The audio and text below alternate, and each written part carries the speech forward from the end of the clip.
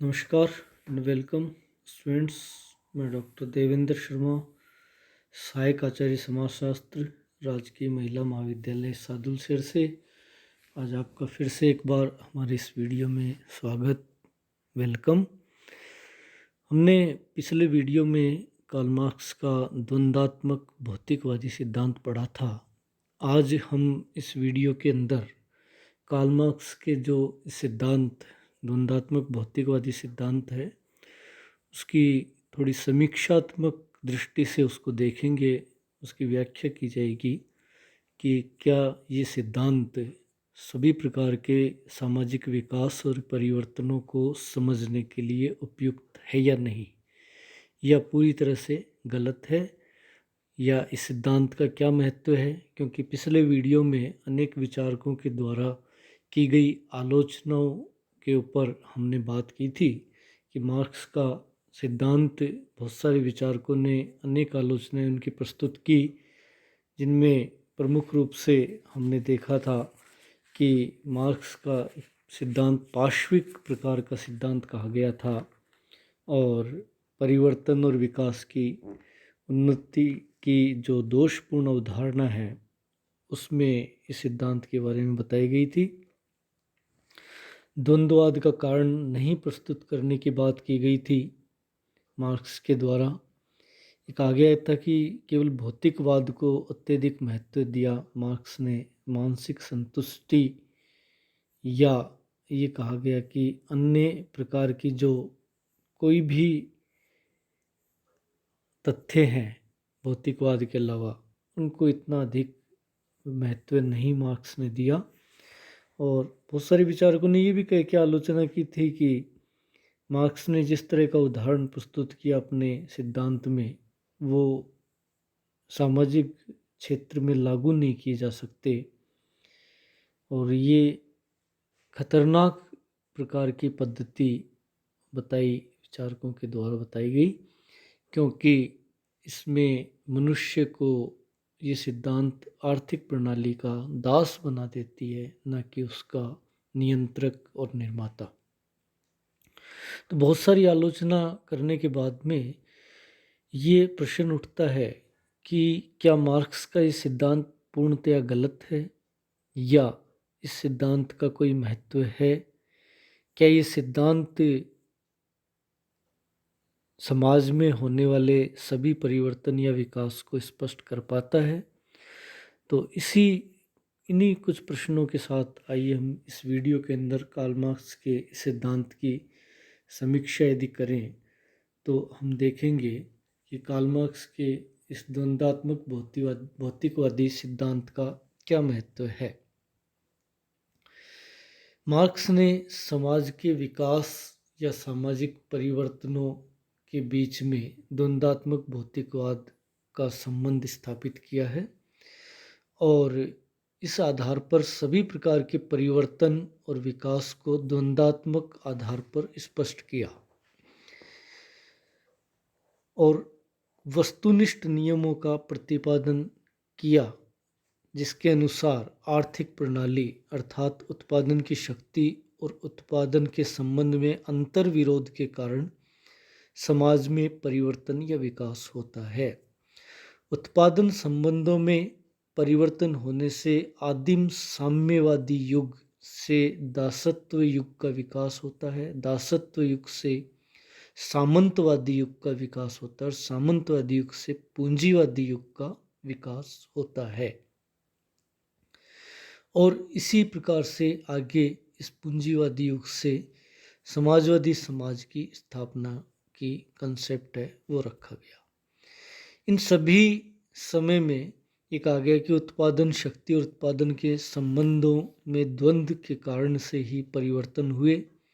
दो वर्ग सदैव विद्यमान रहे। संघर्ष के फलस्वरूप पहले से विकसित नवीन सामाजिक व्यवस्था स्थापित होती है और पुरानी सामाजिक व्यवस्था नष्ट होती है।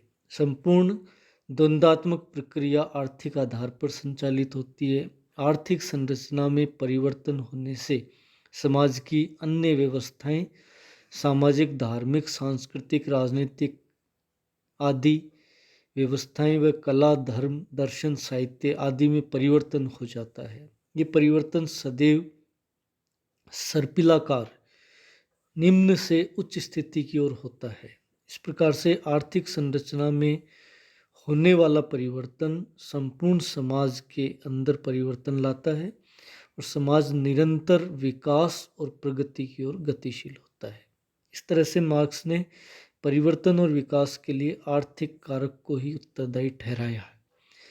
द्वंद्वात्मक भौतिकवाद को संपूर्ण समाज के परिवर्तन और विकास का नियम बताया, परंतु द्वंद्वात्मक भौतिकवाद के आधार पर हम ये नहीं कह सकते कि संपूर्ण समाज, जो समाज में होने वाला संपूर्ण विकास या परिवर्तन है, उसे स्पष्ट किया जा सकता है, क्योंकि मार्क्स ने अपने सिद्धांत में विचार या चिंतन को बिल्कुल महत्व नहीं दिया, जबकि आविष्कार जो कि विकास और परिवर्तन का एक महत्वपूर्ण तथ्य है, आधार है, और बिना चिंतन और विचार के अभाव में ये संभव नहीं है कि जो आविष्कारों के माध्यम से आने वाले परिवर्तन है वो बिना चिंतन या विचार के संभव नहीं हो सकता है। तो इस आधार पर ये कहा गया कि ऐसे परिवर्तन या विकास जो कि आविष्कारों के माध्यम से होते हैं, इस सिद्धांत के आधार पर स्पष्ट नहीं किए जा सकते हैं। इसके अलावा ये कहा गया कि ये तर्क भी दिया गया कि केवल आर्थिक आधार एकमात्र विकास का कारण नहीं है। विकास या परिवर्तन के अन्य कारण प्रौद्योगिकी, आविष्कार, राजनीतिक, सांस्कृतिक, धार्मिक और प्राकृतिक कारण भी होते हैं। तो इन सभी कारकों के फलस्वरूप जो परिवर्तन आते हैं समाज में या विकास होता है, उनको भी मार्क्स के सिद्धांत के आधार पर स्पष्ट नहीं किया जा सकता है। तो ऐसी स्थिति में मार्क्स का जो सिद्धांत है, ये नहीं कहा जा सकता कि सभी प्रकार के विकास और परिवर्तन को स्पष्ट इसके द्वारा किया जा सकता है, क्योंकि समाज में हमेशा प्रगति नहीं होती है, पतन भी होता है। तो पतन की ओर जो परिवर्तन होता है समाज में, उसे भी इस मार्क्स के सिद्धांत के आधार पर स्पष्ट नहीं किया जा सकता। मार्क्स ने वाद, प्रतिवाद और संवाद की अवस्थाएं बताई जिनके माध्यम से समाज के अंदर विकास होता है, लेकिन ज़रूरी नहीं इसी क्रम में समाज के अंदर परिवर्तन आए। तो ऐसे परिवर्तनों को भी इस सिद्धांत के माध्यम से स्पष्ट नहीं किया जा सकता। इस प्रकार से भौतिकवाद के अनुसार द्वंद्वात्मक भौतिकवाद के अनुसार सभी प्रकार के विकास के लिए संघर्ष अवश्य होता है, जबकि समाज में संघर्ष की अपेक्षा सहयोग अधिक समय तक होता है और सहयोग के फलस्वरूप अधिक समय तक विकास देखा जा सकता है। संघर्ष कभी कभी दिखाई देता है। समाज में विघटन अधिक उत्पन्न होता है। मार्क्स ने अपने सिद्धांत में समाज के विकास में सहयोग की भूमिका की उपेक्षा की है। तो सहयोग की उपेक्षा करना है, उसके आधार पर जो भी विकास होगा उससे मार्क्स के सिद्धांत के आधार पर स्पष्ट है वो नहीं किया जा सकता है।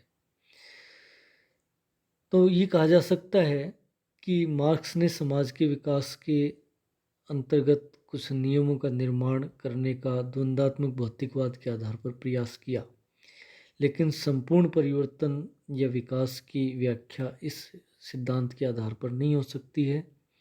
भौतिक या आर्थिक तत्व परिवर्तन का एक सशक्त और महत्वपूर्ण कारक अवश्य है, परंतु एक सीमा तक होने वाले परिवर्तन और विकास को स्पष्ट करता है। संपूर्ण सामाजिक परिवर्तन या विकास की इतनी सरल व्याख्या नहीं की जा सकती जिसको कि एक कारक के आधार पर स्पष्ट किया जा सके। ये जटिल और बहुकारकीय घटना होती है जिसके लिए अनेक कारक उत्तरदायी होते हैं। तो क्या मार्क्स का सिद्धांत पूरी तरह गलत है? नहीं, मार्क्स का जो सिद्धांत है पूरी तरह से गलत नहीं ठहराया जा सकता, क्योंकि इस सिद्धांत में कुछ कमियां होने के बावजूद ये सिद्धांत ये कहा गया है कि समाज में अत्यंत महत्व रखता है। इसका क्या महत्व है, हम देखते हैं कि सबसे पहले मजदूरों को शोषण के विरुद्ध ये सिद्धांत संगठित करता है। मजदूरों की बहुत सारी समस्याएं औद्योगिकरण का कारण से उत्पन्न हुई थी और मजदूरों का शोषण हो रहा था, तो इस सिद्धांत के माध्यम से विश्व के जो मजदूर थे वो संगठित हुए, उनमें एक जागरूकता या अवेयरनेस आई है। कहा गया कि ये सामाजिक परिवर्तन के किसी एक कारक, जो कि मजबूत कारक, आर्थिक कारक सामाजिक परिवर्तन का, उसको सामाजिक परिवर्तनों को समझने में उस कारक की भूमिका मार्क्स के द्वारा बहुत ही सटीक तरीके से रखी गई। तो सामाजिक परिवर्तनों को समझने, आर्थिक कारकों के आधार पर सामाजिक परिवर्तन को समझने के लिए सिद्धांत हमें आधार उत्पन्न करवाता है। इसके अलावा ये कहा गया कि पूंजीपतियों के लिए चेतावनी थी कि पूंजीपति जो वर्ग था वो शोषण अधिक करने की स्थिति में उसने समझा कि यदि नीतियों में सुधार नहीं किया तो ऐसी स्थिति में व्यवस्था भी और अधिक क्रांति हो सकती है समाज के अंदर, और क्रांति में उनसे उत्पादन के साधन छीने जा सकते हैं, तो उन्हें अपनी नीतियों में सुधार करने की आवश्यकता महसूस हुई। और मजदूर क्रांति का आह्वान ये कहा गया कि ये सिद्धांत करता है द्वंद्वात्मक भौतिकवाद, जिसमें मजदूरों को शोषण से मुक्ति दिलाने के लिए, शीघ्र क्रांति लाने के लिए और तुरंत जो शोषणकारी व्यवस्था है उसको दूर करने के लिए ये कहा गया कि मजदूर क्रांति का आह्वान करने का ये माध्यम है द्वंद्वात्मक भौतिकवाद का सिद्धांत। तो इस प्रकार से कार्ल मार्क्स का सिद्धांत पर्याप्त, उसमें कुछ कमियां होने के बावजूद भी अपना महत्व रखता है। धन्यवाद।